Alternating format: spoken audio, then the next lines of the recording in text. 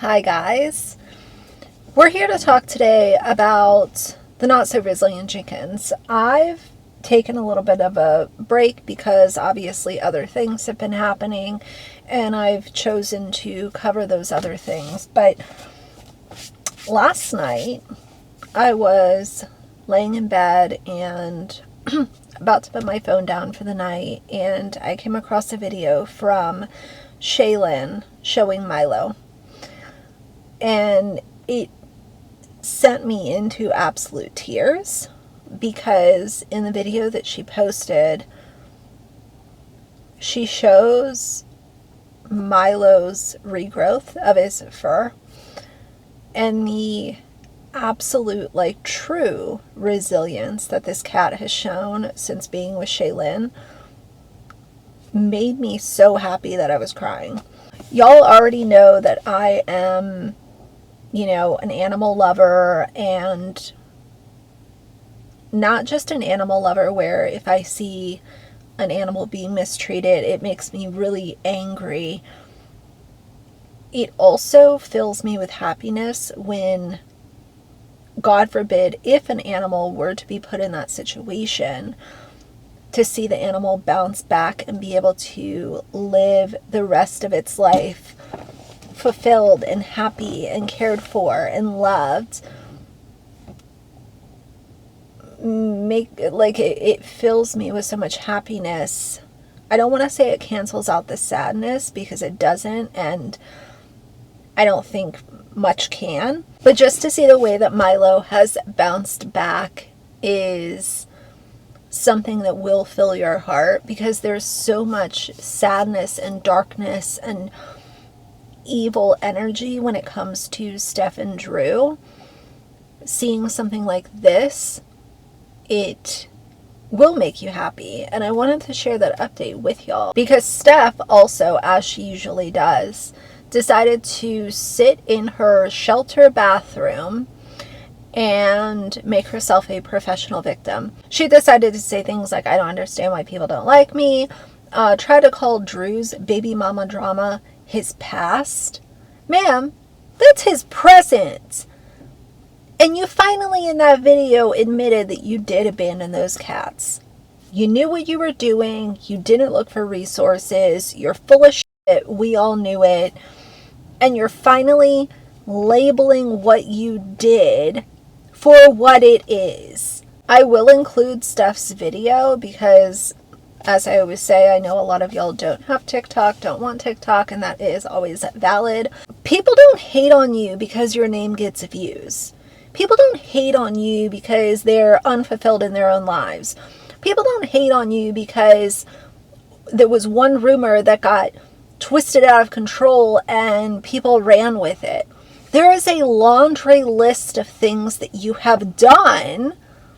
It's been proven that you've done them, and you still want to make yourself a victim.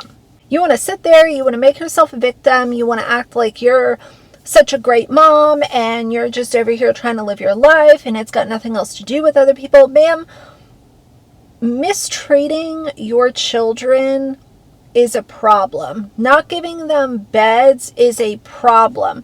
Having them slammed into a sardine can of a shelter is a problem. Giving them housing insecurities is a problem. Having growing children and not giving them their own privacy is a problem. Abusing cats is a problem.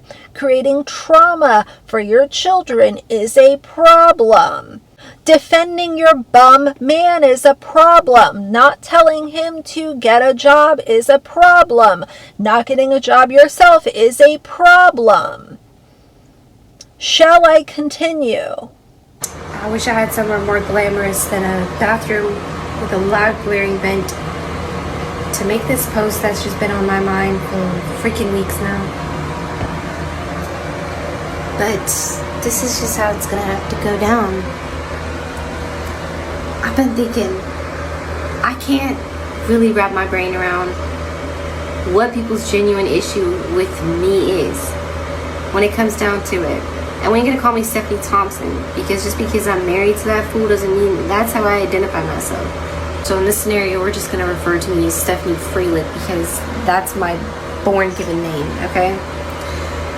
What do you actually have an issue with Stephanie Freelit for? Think about it for a minute. It's assumptions. You assume I use heavy substances, which there's really even no evidence of that other than your assumptions. And I don't. I've already said I don't. You hate on me for somebody that I married, which if you knew anything about how I was grown up, you might understand why the fuck I didn't even know how to read that about that kind of person. But that's not my thing to carry around. He made those terrible decisions. That's him. That doesn't make me who I am. And then you hate on me for Drew and his baby mama drama, which also again has not shit to do with me. That was his past, not mine. You can hate on me for abandoning cats because I'm gonna freaking hate on myself for that for the rest of my life. I wish that I could have done something different. I wish to God that I would have had another avenue to take in that situation. I'm forever gonna miss those fucking cats. Like when I break it down, I think most of y'all just hate on me for your own convenience. Because you know, like, you can use, oh, resilient Jenkins, this, that, and the third, and you're gonna get the attention that you're so seeking. But really, I've done nothing. I've done that crap. I'm a great freaking mom. And maybe this is a fault of mine, but I'm one of those moms that I love my kids. My kids are so much of my life. I don't necessarily even know what the heck I am outside of being a mom. I don't know. What's my interest in my hobbies? All of them are mom related. And I think the reason why this shit has been so heavy on my mind is because I see people message me all the time. I don't even try to keep up with my haters. I really don't. But people let me know, like, hey, this person that speaks on you all the time, they're buying a house, this, that. All these people progressing for using my name and using my content. And I keep thinking, like, what? What's halting my growth? What the heck is stopping me from getting that glow up, that true glow up? Because when you break it down, like I said, I think it's all just for your convenience. So there might be people out there that will buy into this narrative and, maybe feel bad for her or anything like that. I will not. I do not feel bad for her. And as much disgust as I have for Steph and Drew, I have so much happiness and respect for Shaylin, Milo, Onyx, Shaylin's dog. Like, she seems like she is just a really good egg.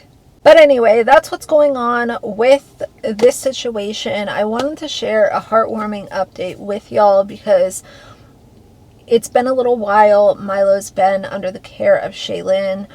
And to be able to see that video last night of such a tremendous transformation, it really just made me so happy. And, for Steph to even try to paint Shaylin as someone who was a clout chaser or not doing this out of goodness and kindness of her own heart or anything like that, confirms to me again, like, Steph is evil. There is an evilness about both her and Drew. And anyway, that's what I have on this situation. More content coming. I have an update on the Happy Caravan that is pretty wild, but I'm going to put that in a separate video. So for now, if you liked the video, please leave a like and a comment. And if you'd like to see more from me in the future, please subscribe. I'll see you guys soon. Bye.